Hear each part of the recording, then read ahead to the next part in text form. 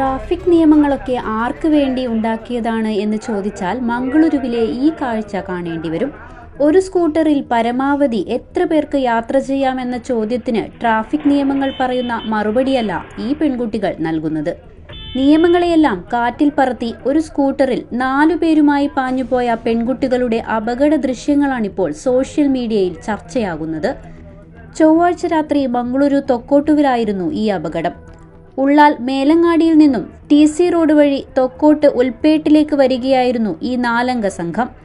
റോഡിലെ ഒരു ചെറിയ ഹമ്പ് മുറിച്ചു കടന്നപ്പോഴേക്കും സ്കൂട്ടറിന്റെ നിയന്ത്രണം പോയി റോഡരികിൽ നിർത്തിയിട്ടിരുന്ന ഇരുചക്രവാഹനങ്ങളിലേക്ക് ഇടിച്ചു കയറുകയായിരുന്നു. അപകടത്തിന്റെ ദൃശ്യങ്ങൾ സമീപത്തെ CCTVയിൽ പതിഞ്ഞിരുന്നു.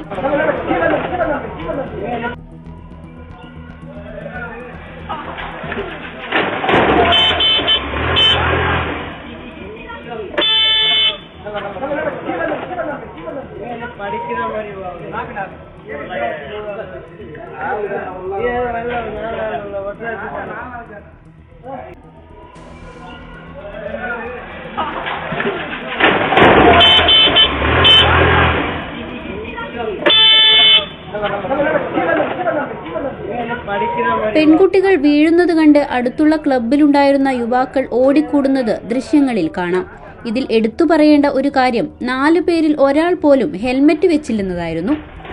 ഈ റൈഡിനെതിരെ ഉള്ളാൾ പോലീസ് സ്റ്റേഷനിൽ നിലവിൽ കേസുകളൊന്നും രജിസ്റ്റർ ചെയ്തിട്ടില്ലെന്നാണ് വിവരം. എന്തായാലും ഭാഗ്യം കൊണ്ട് മാത്രമാണ് വലിയ പരിക്കുകളില്ലാതെ ഇവർ രക്ഷപ്പെട്ടത്.